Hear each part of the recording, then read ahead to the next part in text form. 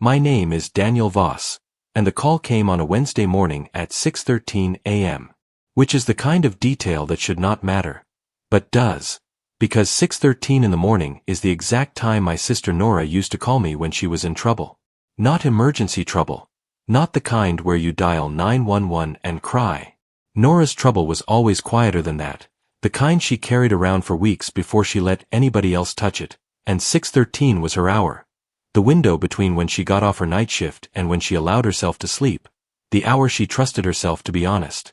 So when I saw her name on my phone at 6:13 on a Wednesday, I picked up before the second ring, the way you do when your body knows something your brain hasn't caught up to yet.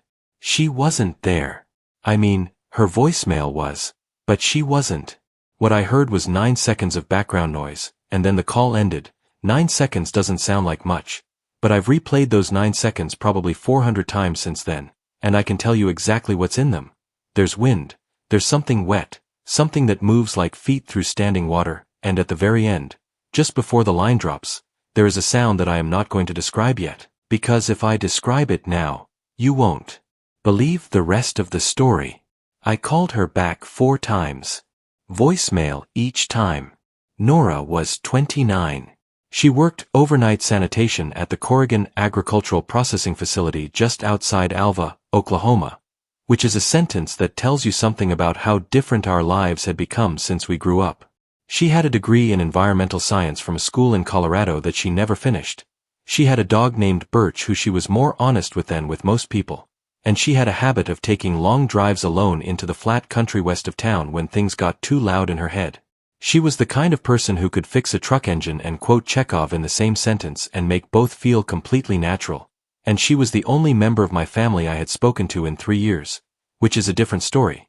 But it matters because it means that when she called at 6:13, she was calling me, specifically, and that meant whatever she had found was too big even for her to carry alone. I drove from Tulsa in 2 hours and 40 minutes. I should tell you it normally takes 3.5. The Corrigan facility is 12 miles outside Alva proper, down a county road that runs between 2 flat fields of something I couldn't identify that early in the morning. The plants were low to the ground, a dark reddish brown instead of the green they should have been. I noticed that. I filed it away and kept driving. The facility itself is a long series of steel buildings behind a chain-link fence, the kind of place that exists in every agricultural county and that most people drive past without looking at. There are always places like this. You see them from the highway, low and gray and industrial, and you don't ask what they process because on some level you don't want to know. The parking lot had 4 cars in it when I arrived. One of them was Nora's. The gate to the facility was open, not unlocked. Open. Swung back all the way as if someone had driven through it in a hurry and hadn't bothered to come back. I drove through and parked next to her car and sat there for a minute. The air had a smell I didn't recognize. Not a chemical smell exactly, not the kind of industrial burn you get around processing plants. This was something under that, something older and wetter, like the bottom of a lake that had been drained and left to dry in the sun. But the ground around me was not dry. In fact, the ground was damp in a way that made no sense given that it hadn't rained in 11 days. I know it hadn't rained because I had checked the weather on the drive down. The way you check things when you are already building a case in your head before you know what the case is about. I tried Nora again. Voicemail. I got out of the car.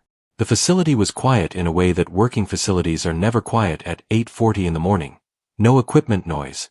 No voices. No truck engines. Nothing. Just the wind off the flat land and under it that smell. I walked to the main entrance of the nearest building and found the door propped open with a fire extinguisher. Inside was a long corridor, fluorescent lighting, half of the tubes buzzing and half of them dead. The floor was concrete painted gray and it was wet, not flooded, just wet. The way a floor gets wet when someone has tracked something in from outside repeatedly over a long period of time. The tracks went in one direction, toward the back of the building, and they were not boot prints. I am going to say that again so it lands the way it should. The tracks went toward the back of the building, and they were not boot prints. They were bare, and they overlapped each other in a way that suggested many people had walked the same path in the same direction, over and over. The way an animal path gets worn into a field when animals follow the same route every night for months. I followed them. I am not going to pretend I was brave about it. I am going to tell you that my hands were shaking and I had my phone in one hand with Nora's contact still up and my car keys in the other hand gripped in a fist like that would help me.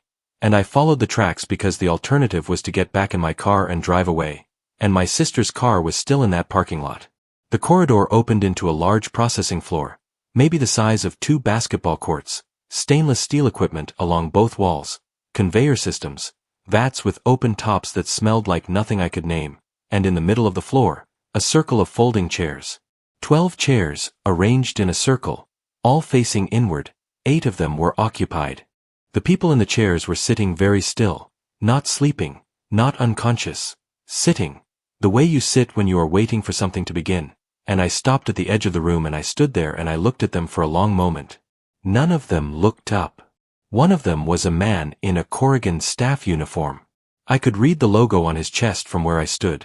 Another was a woman in street clothes, sneakers and a fleece jacket, the kind of outfit you'd wear on a drive into town. A third was older, maybe 70s, in what had once been a white dress shirt that was now stained from the collar down with something dark that had dried to the color of rust. Not one of them moved. Not one of them looked at me.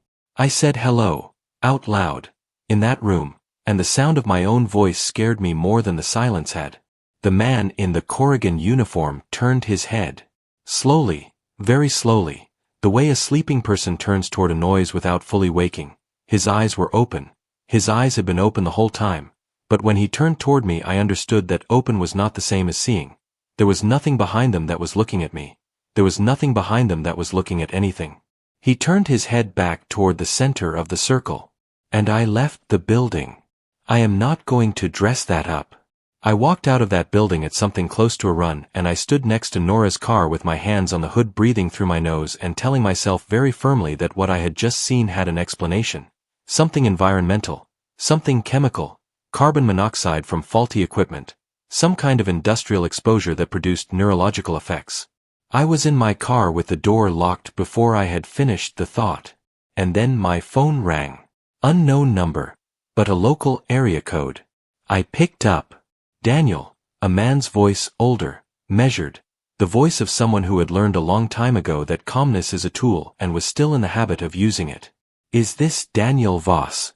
Nora Voss's brother? Who is this? My name is Roland Hess. I work for the State Environmental Response Division.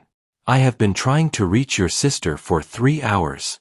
Are you at the Corrigan facility right now? How did you know that? Because your sister called me at 5:58 this morning. Before she called you. She told me something was wrong at the facility and that if she didn't call back in an hour I should contact you. She gave me your number. I sat in that parking lot with the phone against my ear and I looked at Nora's car and I thought about the 9 seconds of background noise, and the wet tracks on the concrete floor, and the circle of people sitting very still in the chairs. She hasn't called back, has she? I said. No. He said. She has not. What is this? What's happening at this facility? A pause. The kind of pause that is doing work. That is calculating what to say and what not to say and which one is more dangerous. Mr. Voss. I need you to drive away from the Corrigan facility right now. I need you to drive north on County Road 58 until you reach a grain elevator with a blue roof. There will be a white pickup truck parked at the base of it. I will be in the truck. I want to know what's happening first. I understand that, he said. But what I'm about to tell you is not a phone conversation. And you should not be sitting in that parking lot while we have it. He hung up. I looked at the facility one more time through the windshield. The door was still propped open with the fire extinguisher. Nothing was moving in the dark inside, and I drove north. The grain elevator was 6 miles up the road. I found it exactly where he said it would be. White pickup, blue roof on the elevator, a man standing outside the truck's passenger door with his arms crossed. Maybe 60 years old. Heavy through the chest and shoulders the way men get who have done physical work their whole lives and then stopped, wearing a state agency vest over a flannel shirt that had seen too many washings. He watched me pull in the way a man watches something he has been worried about and is now relieved to see. Daniel, he said. Roland. He shook my hand, a short firm shake. The kind that skips pleasantries because there isn't time for them. Get in the truck, he said. I got in. He did not start the engine. He sat in the driver's seat and looked through the windshield at the flat fields and the flat sky, and then he said, "Your sister contacted me because she found something in the facility's waste discharge records, something that didn't match what they were supposed to be producing. Corrigan processes agricultural byproducts, grains, organic waste. They've been doing it for 11 years. But Nora found records in their secondary systems showing a different kind of material going through. For about 14 months. What kind of material?" He paused. "Biological," he said. "Experimental biological material from a research contract they weren't supposed to have. Research that stopped being licensed 18 months ago because the institution running it lost its federal approval." Why did it lose approval? He turned and looked at me for the first time, and I saw something in his face that I had not expected to see, which was fear. Not the performed caution of a bureaucrat delivering bad news, actual fear. The kind that lives in the jaw and around the eyes of a person who has recently learned something they cannot unlearn. Because the material they were working with, he said, was behaving in ways they couldn't account for. I looked at him. "The damp ground," I said. "Around the facility, it hasn't rained in 11 days, but the ground is damp." He closed his eyes briefly. "The discharge from the processing runs through a series of drainage channels that connect to the groundwater table for most of this county."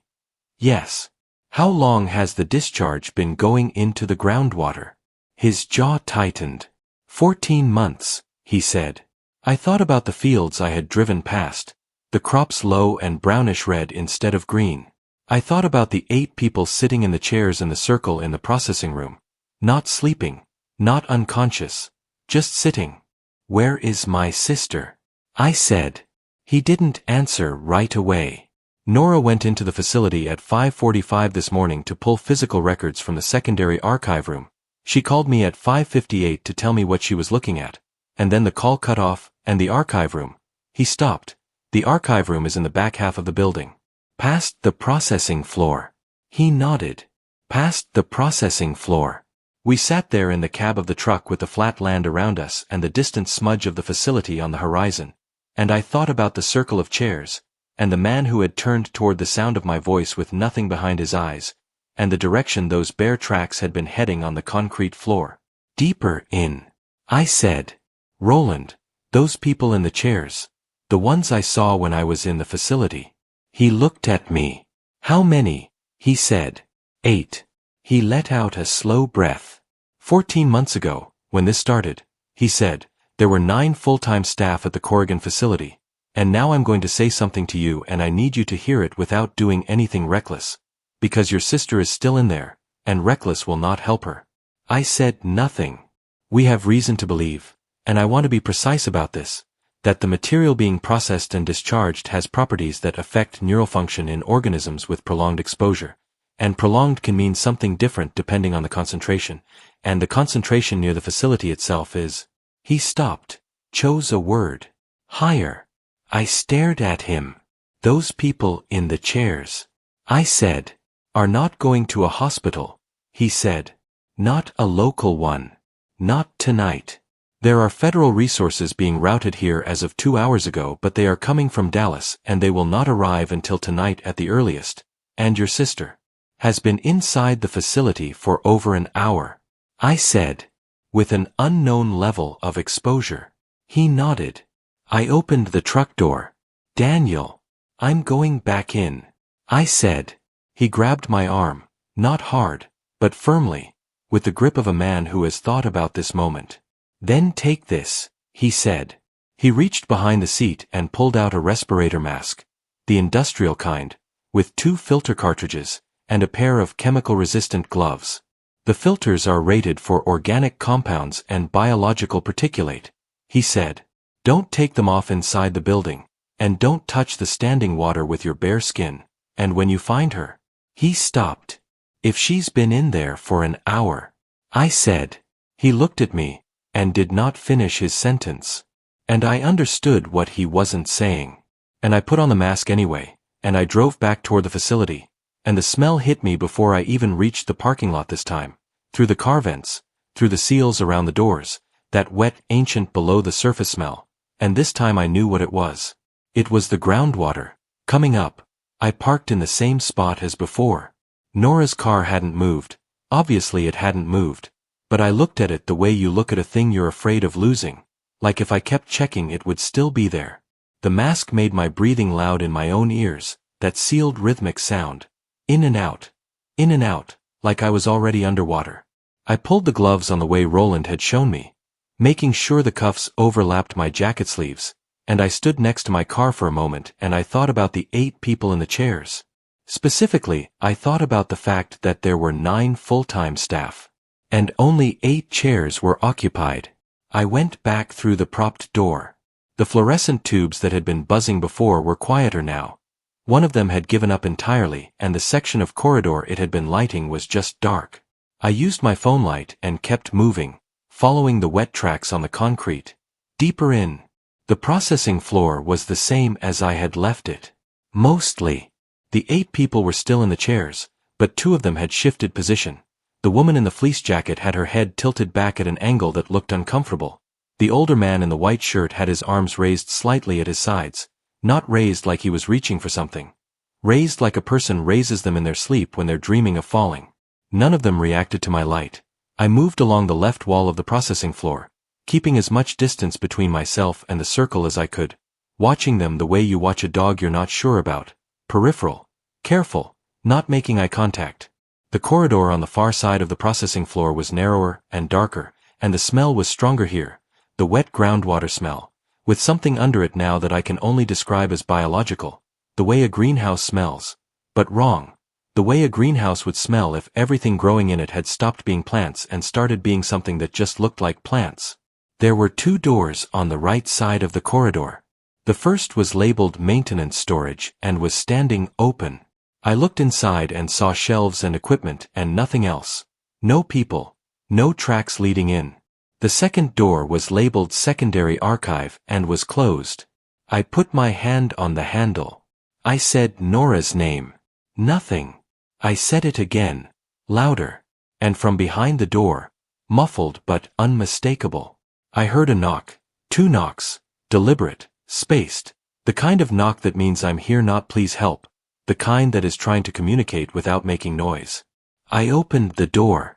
Nora was in the far corner of the room, crouched behind a metal filing cabinet. She had her jacket pulled up over her nose and mouth and she was holding her phone in one hand with the screen dimmed almost to nothing. And when the door opened she went completely rigid. "Danny," she whispered. "Yeah." She let out a breath that sounded like it had been held for a long time.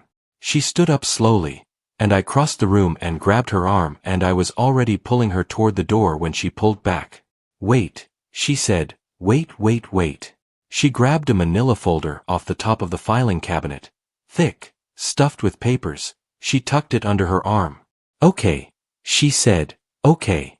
We moved. Back through the corridor, back toward the processing floor, and I had my hand on Nora's wrist and she had the folder against her chest and we were moving at a pace just below running because running would make noise and I had just spent 3 minutes watching 8 people respond to sound. We reached the edge of the processing floor. I stopped. Something had changed. The circle of chairs was still there, but it was not full anymore. 3 of the chairs were empty. The woman in the fleece jacket, the older man in the white shirt, and the man in the Corrigan uniform who had turned toward my voice earlier. All 3 were gone. Nora's hand tightened on my arm. "Where did they go?" she breathed. I didn't answer, because I didn't know, and because I could hear something. Not close, but not far, a movement sound, like feet on wet concrete, coming from somewhere to our left, somewhere in the dark behind the equipment along the wall. We crossed the processing floor in what felt like a very long time and was probably 12 seconds. I did not look to my left. I want to say that I maintained my composure and made a series of rational tactical decisions. I did not.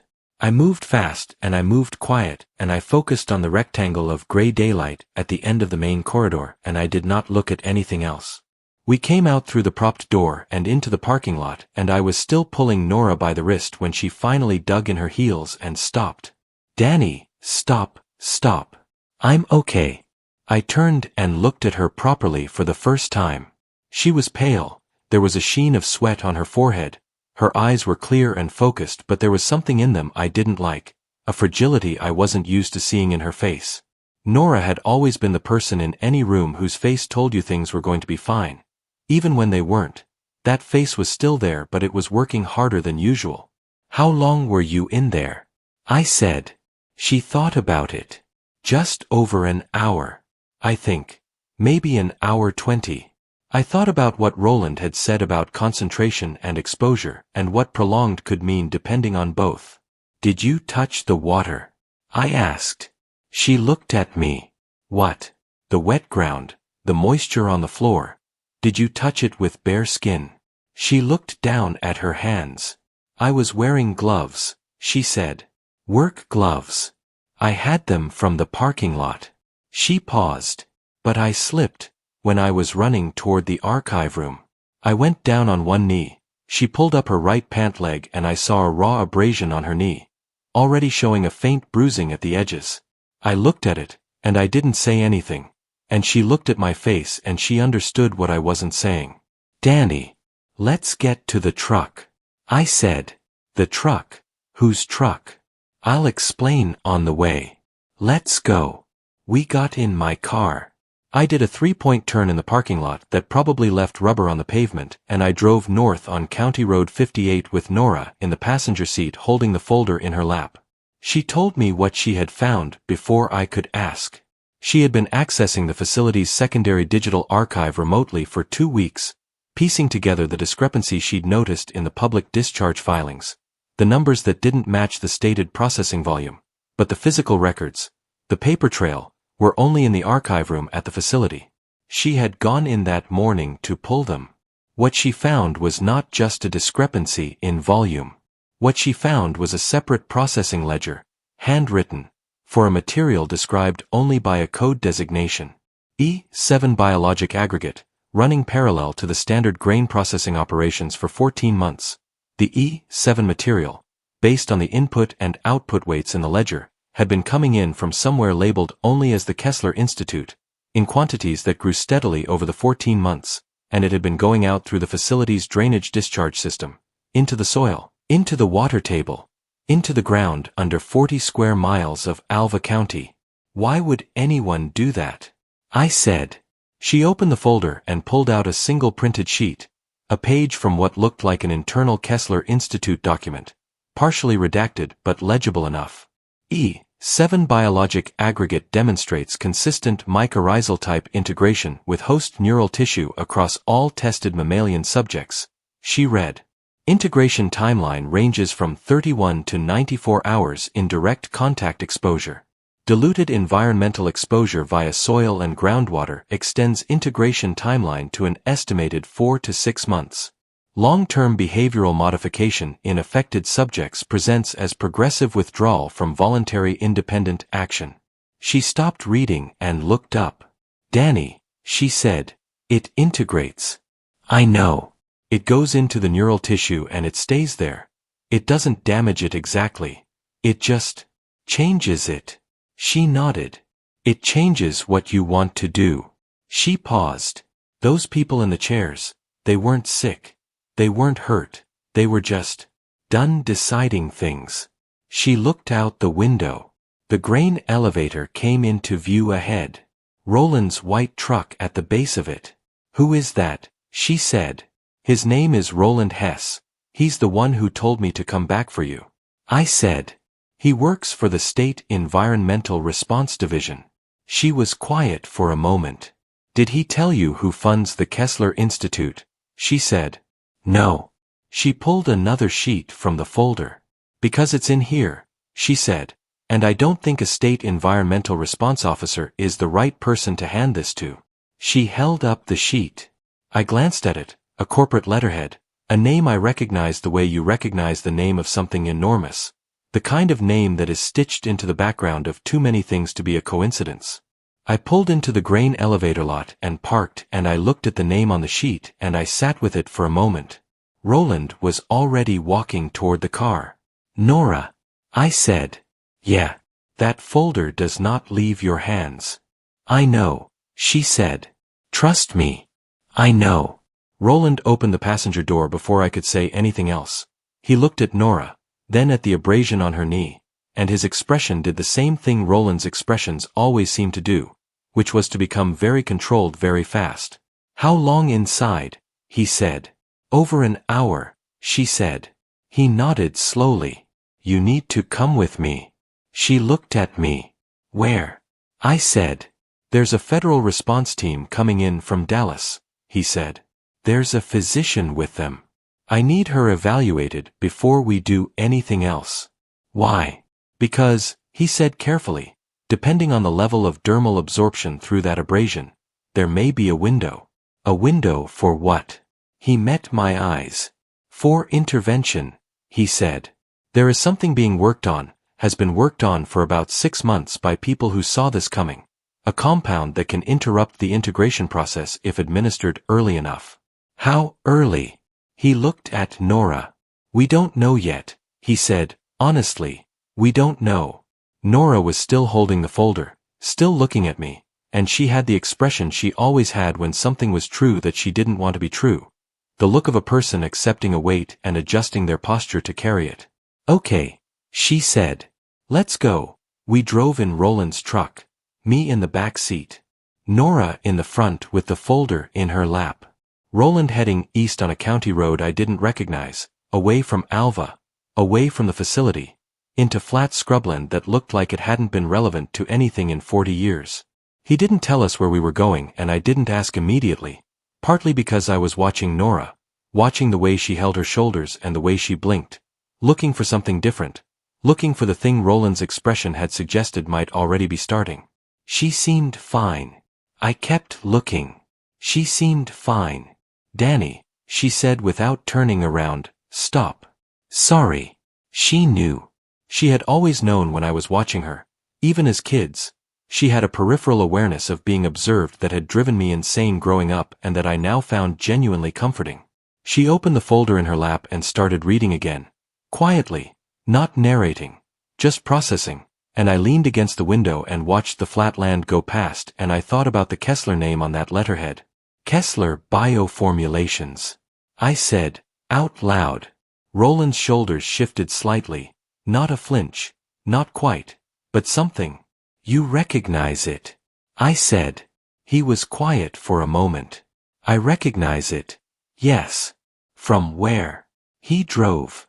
He had a way of driving that was very deliberate, both hands on the wheel, checking mirrors on a schedule, the way people drive when they've been trained to drive as a tactical exercise and have never quite stopped.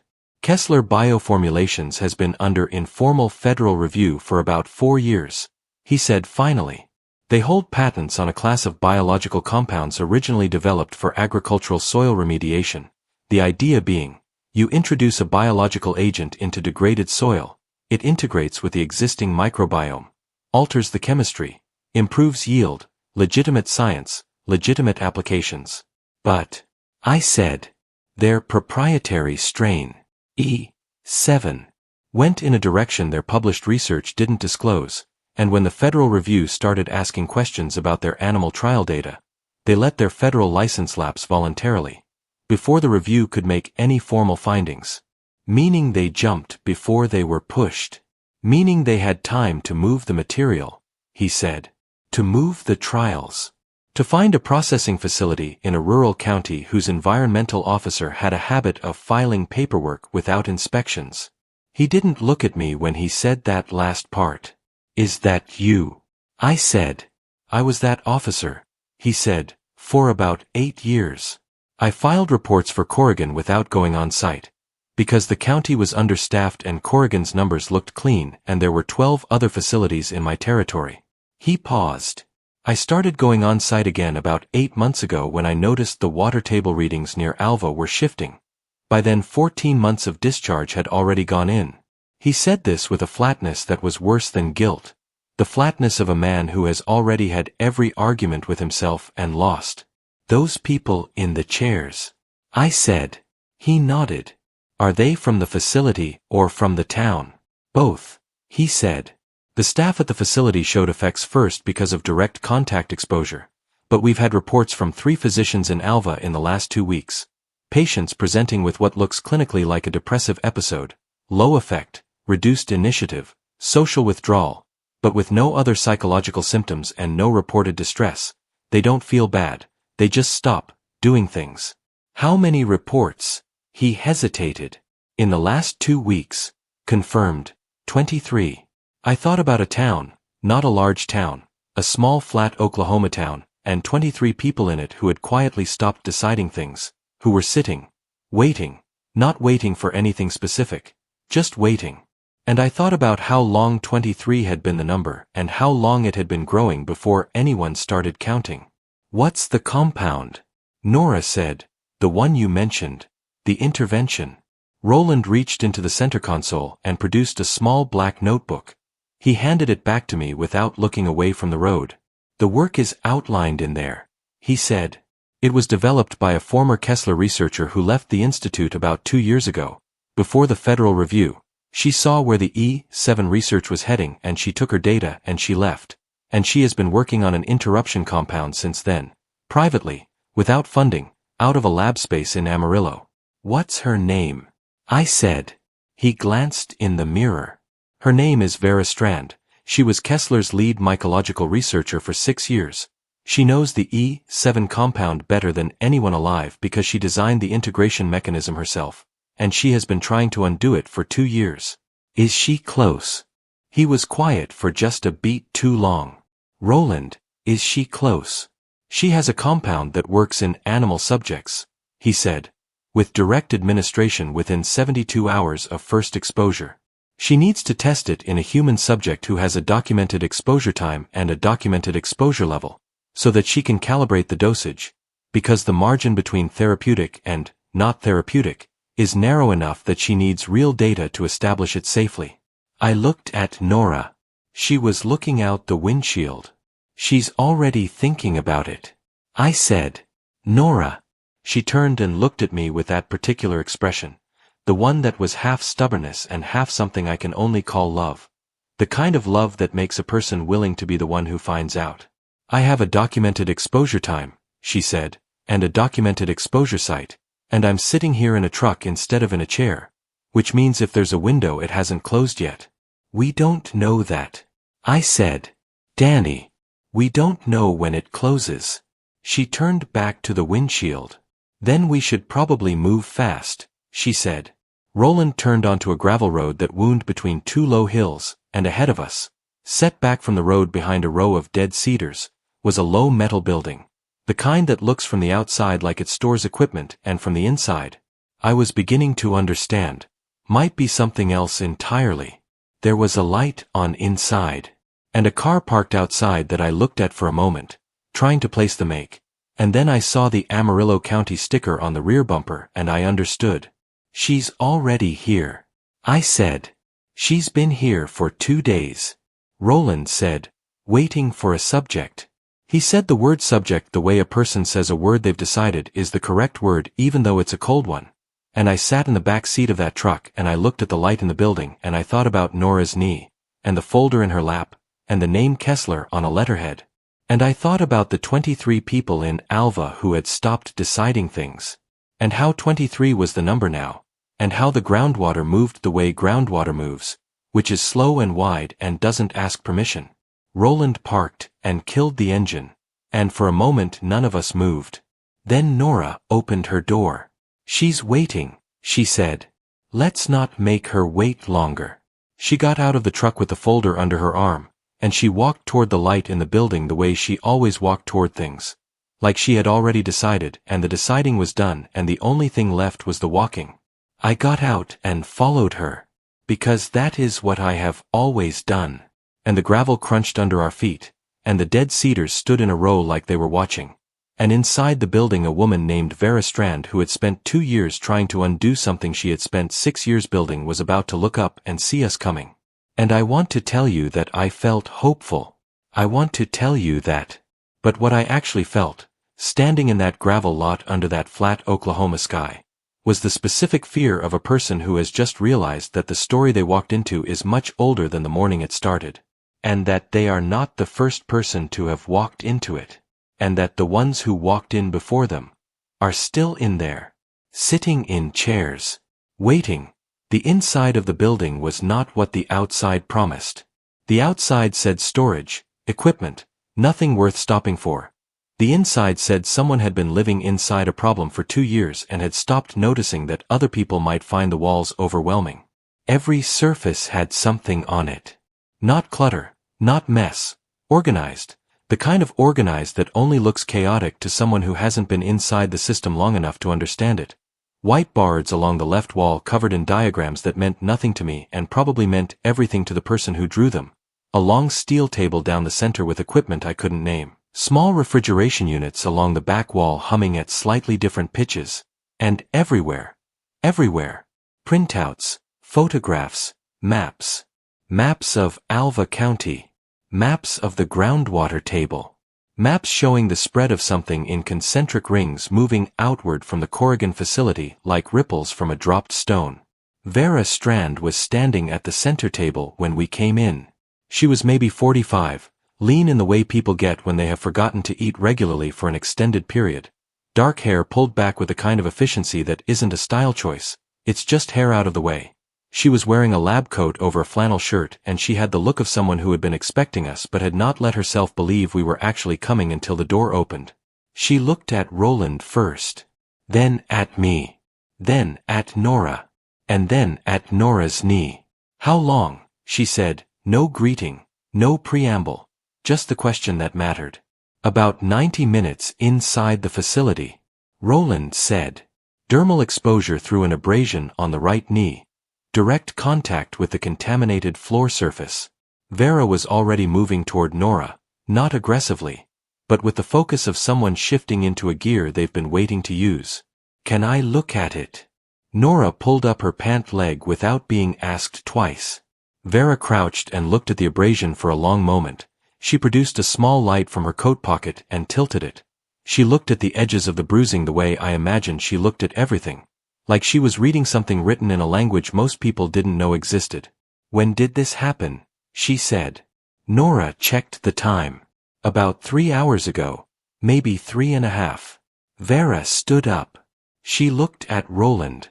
"This is the best window we're going to get," she said, and it was not a triumphant statement. It was the statement of a person who has been calculating odds for 2 years and has just watched them shift slightly in a better direction. Slightly. "What does the window mean exactly?" I said. Vera looked at me. "Measuring something. The E7 compound integrates with neural tissue via a mycorrhizal mechanism," she said, "meaning it behaves the way certain fungi behave in soil ecosystems. It sends out fine structural threads, hyphae, into the surrounding tissue, and it anchors itself. The anchoring process is what produces the behavioral changes. Because the threads interface with the neural pathways governing voluntary initiative and independent decision-making, and once the anchoring is complete, the threads are load-bearing. Removing them causes more damage than leaving them. So you can't remove it. Not after full integration. No," she said. "But before full integration, in the period when the threads are still extending, still finding purchase, a chemical interruption can cause them to retract." She paused. "Think of it like a vine growing up a wall. If you cut the root early enough the vine falls away and the wall is undamaged. If you wait until the vine has grown into the mortar and the brick, removing it tears the wall apart with it." "How much time?" I said. "In direct dermal exposure," she said. "Our animal data suggests a window of approximately 6 to 10 hours before the anchoring crosses the threshold where interruption becomes destructive rather than restorative." Nora had been in contact for 3.5 hours. That leaves somewhere between 2.5 and 6 hours. Vera nodded, reading my arithmetic in my face. "And the compound," I said. "You have it." "I have a formulation that worked in 3 out of 4 animal subjects within the therapeutic window," she said. "The 4th subject received the dose outside the window by approximately 40 minutes. She didn't finish the sentence. She didn't need to. "What happened to the 4th subject?" Nora said. Vera looked at her. "The integration continued," she said. "The behavioral changes stabilized at a level below full integration, which means the subject retained more independent function than untreated subjects, but did not return to baseline. So it wasn't nothing." Nora said. "It wasn't nothing." Vera agreed. But it wasn't what we're trying to achieve. Nora looked at me. I looked back at her. And I knew what she was going to say before she said it. I know what you're thinking, she said. Nora. Danny, she said. I am a person with a documented exposure time and a documented exposure site, and I am standing in a room with the one person on Earth who has a compound that might work. She said it evenly, not bravely, not dramatically, just as a statement of facts arranged in an order that pointed in one direction. Do the math. The math is that we don't know where you are in the window. We know where I am in the window, 3.5 hours in, with a window of 6 to 10. That means I have between 2.5 and 6 hours remaining. We don't know the human dosage. That's what the animal data is for. Vera said, carefully. I can extrapolate a starting dose from body weight and the integration rate I observed in the abrasion presentation. It won't be perfect, but it will be calculated. I looked at Roland. He was standing near the door with his arms crossed, and he had the expression of a man who understood that the decision had already been made by someone other than him and was simply waiting for the conversation to catch up to that fact. What do you need from her? I said to Vera, finally. Vera was already turning toward the center table. Blood draw first, she said. I need to establish a baseline integration marker. It will tell me how far the hyphae have extended and give me a more precise dosage calculation. Then observation for 30 minutes, then administration, and then, she paused, then we wait. How long? 12 hours for meaningful evaluation of response, she said. Possibly longer for full assessment. She looked at Nora. I have a cot in the back. I'm not going to pretend this is comfortable. Nora almost smiled. I've slept in worse places, she said. Vera set up the blood draw with the efficiency of someone who had done it thousands of times. Nora sat on a stool at the center table and offered her arm without ceremony, and I stood against the wall near the refrigeration units and I watched my sister's blood move through the collection tube and I thought about the maps on the wall. The concentric rings moving outward from the Corrigan facility. I walked over to the largest map. It was detailed, hand-annotated in 2 colors, red marks at specific points along the groundwater contours, blue marks at road intersections and residential clusters. Roland had followed me over. What are the red marks? I said. Reported cases, he said quietly. Confirmed behavioral presentation. I counted them. I got to 31 and stopped. That's more than 23. I said. He was quiet. Roland. The number I gave you in the truck was current as of this morning, he said. I received 2 more calls from Alva physicians while we were driving. I looked at the outermost ring on the map, the leading edge of the contamination spread. It was already past the town limits on the eastern side. What's east of Alva? I said. He pointed at the map. A rural residential area, maybe 200 households, and then beyond that, a tributary that feeds into the Cimarron River. I looked at the map for a long time. The Cimarron River runs for a long way. I said. Yes, he said. How far does the contamination travel in moving water? We don't know yet, he said. E7 was designed for soil integration. Its behavior in flowing water is less studied. Less studied meaning Kesler didn't publish it. Less studied meaning Kesler didn't publish it. I turned away from the map. Vera was at the far end of the table with Nora's blood sample in a small centrifuge. She was watching a readout on a laptop screen with the intensity of someone watching something they've been waiting 2 years to see. Is it what you expected? I said. She didn't look up. It's within the range I modeled, she said. The integration is in early phase 2. Which means the hyphae are extending but the primary anchoring points are not yet established. She typed something. Her jaw tightened briefly, the way a person's jaw tightens when they are recalculating and the recalculation is urgent. What? I said. Phase 2 is faster than I modeled for human subjects, she said. The window on the low end of my estimate, 2.5 hours, is probably closer to accurate than the high end. So we have 2.5 hours. Maybe slightly less. Nora was still sitting on the stool, She had been listening to all of this with her hands folded in her lap and her face doing the thing it did. The accepting the weight thing, and now she looked at Vera. Then let's not spend more of it standing here, she said. Vera looked at her for a moment, and something crossed her face that was not quite professional. Something that had been held in check for 2 years and was very carefully staying in check. The dosage calculation will take 20 minutes, she said. Then take 20 minutes. Nora said. Vera turned back to the laptop. I walked to the back of the building where there was a small partitioned area with the cot Roland had mentioned and a folding chair next to it and a shelf of reference materials. And I sat in the folding chair and I put my elbows on my knees and I put my face in my hands. Not crying. I want to be clear about that. I was not crying. I was doing the thing where you put your face in your hands and let the dark be there for a minute and try to build something steady to stand on before you have to go back out and stand on it. I heard footsteps, and Nora sat down on the cot across from me. Hey, she said. Hey. She waited. I straightened up. She looked at me with the expression of someone who has already moved past the part where they need comfort and into the part where they need to say something true before the window for saying it closes. In the folder, she said, there's a section at the back, past the Kesler letterhead, past the discharge ledger. It's a list of names. Okay. People in Alva who Kesler's people identified as early integration subjects, she said. People they were specifically monitoring for behavioral changes as a measure of E7's efficacy in diluted environmental exposure. A test group, I said. They were running a test. She nodded. Without consent, without any protocol, without anything except the assumption that a small town in northwestern Oklahoma would not notice that some of its people had gotten quiet. How many names? 47, she said.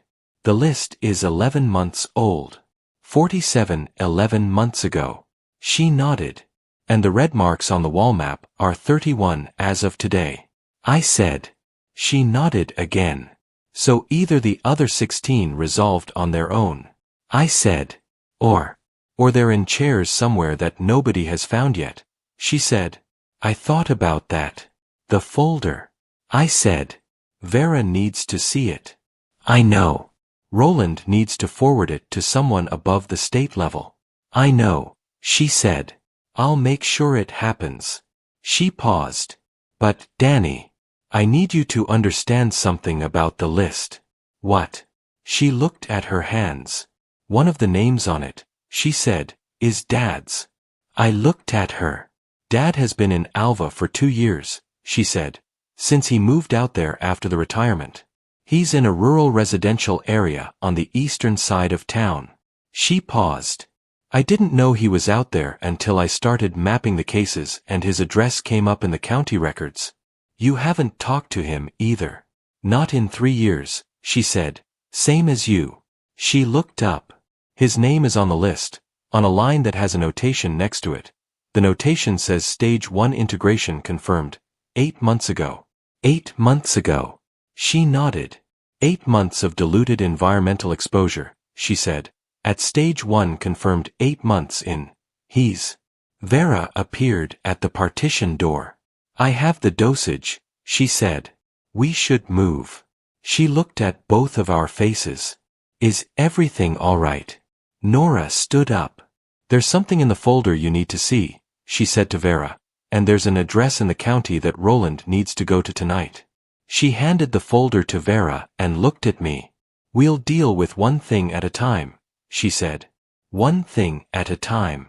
Vera was already reading the folder with the same focused intensity she read everything, her expression shifting as she moved through the pages, tightening, and then going very still when she reached the list at the back.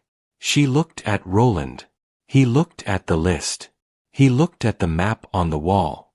And then he took out his phone and walked to the far end of the building and made a call in a low voice. And I could not hear the words but I could hear the tone, which was the tone of a man calling in something he had been hoping he would not have to call in. Nora sat back down on the cot. Vera set the folder aside and came to the partition with a small sealed case. She opened it on the shelf and assembled what was inside with quick practiced movements. A syringe, a small vial of clear compound, and a second vial she held up to the light for a moment before setting it down. This is what 2 years looks like, she said, almost to herself. She wasn't talking to either of us. She was talking to the 2 years. She drew the compound into the syringe, checked the measurement 3 times, and looked at Nora. Left arm. Nora rolled up her sleeve. The room was very quiet, except for Roland's low voice at the far end of the building, and the hum of the refrigeration units, and the sound of the flat Oklahoma wind against the metal walls. And I sat in the folding chair next to my sister, and I held her hand while Vera Strand administered the thing she had spent 2 years building. And Nora did not flinch, and outside the dead cedars stood in their row, and somewhere beyond them the groundwater moved the way groundwater moves. Patient and wide and without asking permission. And 31 red marks on a map waited to become 32. The first hour after the injection was the longest hour I have ever sat through. Vera monitored Nora every 15 minutes, blood pressure, pupil response, a series of small neurological checks she had clearly run in her head 1,000 times before running them with her hands. She didn't narrate what she was finding. She just noted it, and I watched her face for information the way you watch a pilot's face during turbulence. Nora mostly slept. Not a troubled sleep, not the sleep of someone fighting something. Just sleep. The deep kind that comes when a body has been running on adrenaline for 6 hours and finally gets permission to stop. I sat in the folding chair and I did not sleep. Roland had left at some point during the first hour. Quietly, with the folder under his arm and an address written on his hand in Roland's careful block print. My father's address. And I had not asked him what he expected to find there because I already knew the 2 possibilities and neither of them was something I could do anything about from this building tonight. I read the notebook Roland had given me in the truck instead. Vera's notebook. 2 years of it. Dense and technical in places I couldn't follow and then suddenly plain in places that hit harder for the plainness. A passage near the middle that stopped me. 7 does not produce suffering in integrated subjects, she had written. This is the detail that most concerns me. Not the integration itself but the absence of distress in those who have undergone it. A treatment that causes visible pain generates response, generates intervention, generates attention. A treatment that simply makes people quieter is much harder to fight because the people it is happening to do not experience it as something being done to them. They experience it as themselves. I put the notebook down. I looked at Nora sleeping. I thought about my father in a house on the eastern side of Alva, 8 months past stage 1 confirmed, and I thought about whether he was in a chair or still moving through his days in a way that looked like living from the outside, getting quieter the way people get quieter with age, the way grief makes people quieter, in a way nobody around him would have thought to question. Vera appeared from behind the partition. She sat down at the center table and looked at her laptop. Anything, I said. She turned the screen toward me. The integration markers in the blood draw I did at the 2-hour point are lower than the baseline, she said. Not dramatically, but measurably. The compound is doing something. Is it enough? She turned the screen back. I don't know yet, she said honestly. 2 years of work and I still don't know yet. She paused. But lower is the right direction. Lower is the only direction we wanted. I nodded. She looked at me for a moment. The list in the folder, she said, the 47 names. I know. I'm going to need to publish this, she said. Not through a journal, not through any channel Kesler has influence over, directly, publicly, the compound formulation, the integration mechanism, the discharge data, all of it. Nora said something similar. I said, about not letting one set of hands own the cure. Vera almost smiled. She didn't know your sister before tonight, she said, but I already like her. Nora's voice came from behind the partition. I can hear you. Vera stood up and went to check on her. I walked to the map on the wall. The concentric rings, the red marks, the leading edge moving toward the Cimarron River. I put my finger on the river on the map and I traced it east, the way water moves, the way it doesn't ask, and I thought about how many towns sat along that line, how many processing facilities, how many mornings that looked ordinary from the outside. My phone buzzed. Roland. I picked up. I'm at the house, he said. And. A pause. He's here. Roland said. He's sitting in the kitchen. He looked up when I came in. He recognized me. He knew my name. He asked me if I wanted coffee. That sounds okay. I said carefully. It sounds okay. Roland said, but Danny, he asked me the same question 4 times in 20 minutes, not because he forgot he asked. He remembered each time, but because he couldn't seem to stop the asking, like the question was running on a loop he didn't have access to the switch for. I closed my eyes. Is he in pain? No. Roland said. He seems comfortable. He seems like himself in most ways. He's just. He paused. He's running out of new things he wants to do. He told me he hadn't left the house in 11 days. He said he kept meaning to and then not minding. I looked at Nora through the partition. She was sitting up on the cot with Vera checking her pupils. I'm bringing him to you, Roland said. I know that's not the plan, but I'm looking at this man and he's still in there, and if there's a window. How long has he been exposed? Roland was quiet. Best case, since the contamination started in the eastern residential area, 8 or 9 months. That's past the window. Yes, he said, but Vera said the 4th animal subject, the one that received the dose late, retained more function than the untreated subjects, and he is still functional. Danny. He still knew my name. He asked about you. He asked about Nora. He asked about Nora. By name. Yes. He asked if she was still doing the environmental work. I stood there in that metal building with the refrigeration units humming and the wind against the walls. Bring him. I said. Vera was standing at the partition when I turned around. She had heard enough. She looked at me. It won't be the same result, she said. I need you to know that going in, the integration at that duration, even if the compound interrupts further progression, there are anchored threads that are not coming out. But he keeps more than he loses. She nodded slowly. If it works at all.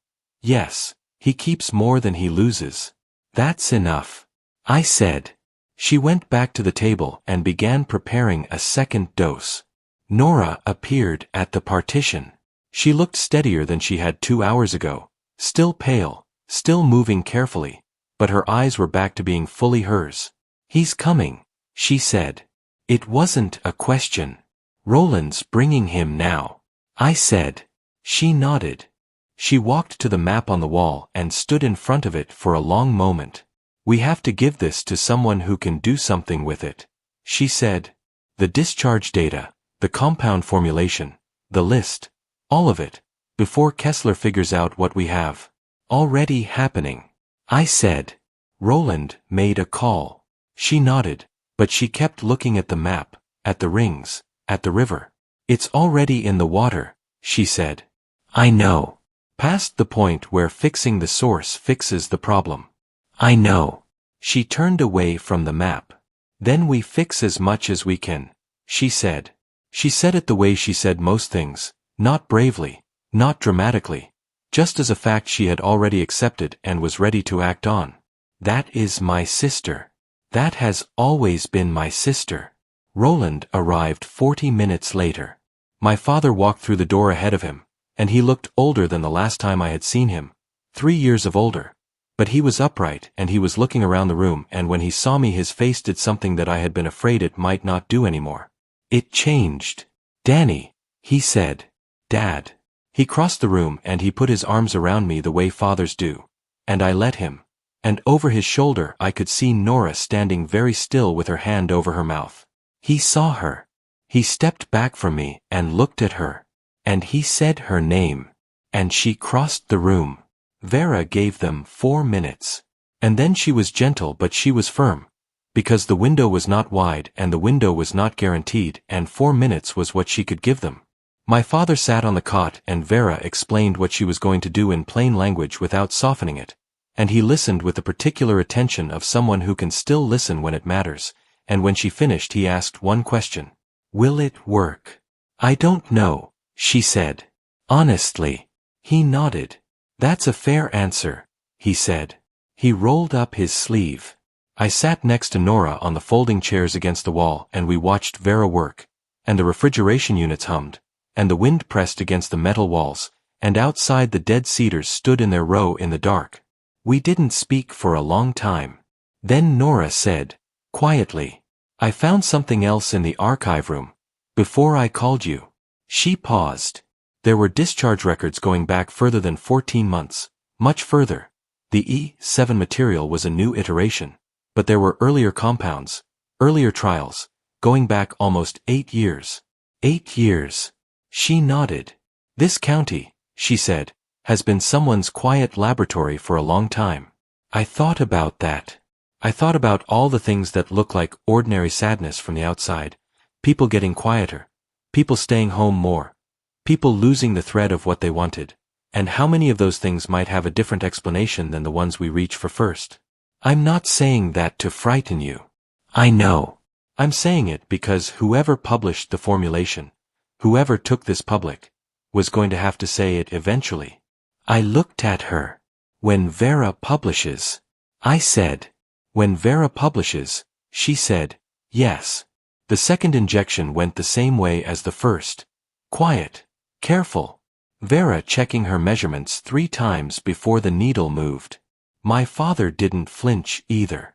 Some things are genetic. We stayed in that building until morning. All 5 of us. Vera monitoring. Roland on the phone in the corner for most of the night with people above his pay grade. Nora sleeping in intervals and waking up to check her own hands, her own thoughts. Testing herself the way a person tests a bruise, pressing to see what's still tender. At 6:40 in the morning her integration markers came back below the treatment threshold. Vera sat very still for a moment when she read the result. Then she said, in a voice that was doing a great deal of work to stay level, it worked. Just those 2 words. 2 years and 47 names and a river moving east and 40 square miles of groundwater and a list of people sitting in chairs in a small Oklahoma town. It worked. I stepped outside. The flat land was gray and still in the early light, the dead cedars casting thin shadows, the gravel lot empty except for the cars, and the sky above Alva County enormous and indifferent the way plain skies always are. And somewhere under all of it, in the water moving through the dark below the soil, E7 was still moving, still reaching, still finding purchase in whatever it touched. But now there was something that could reach back. My father's results came in 2 hours later, not as clean, not a full return to baseline, but measurably better than admission, and the thing Roland had described, the loop. The same question 4 times because the switch was somewhere he couldn't reach. By noon he had asked it once and caught himself and laughed. A short quiet laugh, but a real one, that laugh. I am going to carry that laugh for the rest of my life. Vera published everything that night, formulation, mechanism, discharge data, the Kesler name, the list of 47, all of it on 3 different platforms simultaneously with Roland's federal documentation attached, and by morning it had been picked up by enough people in enough places that no single set of hands could pull it back. I do not live in Tulsa anymore. I live 20 minutes from Alva, close enough to drive to my father's house in the morning and find him standing at his kitchen counter with coffee and something new he wants to tell me. Not every morning, but more mornings than not, and each one of those mornings is the kind of thing I used to take for granted and will never take for granted again. Nora still does the environmental work. She does it differently now, with a specific attention to the things that look like nothing from the outside, the numbers that are slightly off, the water table readings that shift without rain, the crops that are the wrong color in the early morning light. There are more Corrigans out there. We both know that. We don't say it out loud over coffee, but we know it the way you know the things that have already changed the shape of how you move through the world. You walk differently after something like this. Not worse, just differently, like a person who has learned that the ground they are standing on has a memory, and that memory is longer than any of us. And that sometimes, if enough of the wrong thing soaks in over enough time, the ground begins to remember on behalf of the things buried in it. And the only answer to that is to remember harder, is to keep looking at the numbers that are slightly off, is to call back at 6:13 in the morning when your sister leaves you 9 seconds of wet wind and a sound you don't want to describe, and go find her.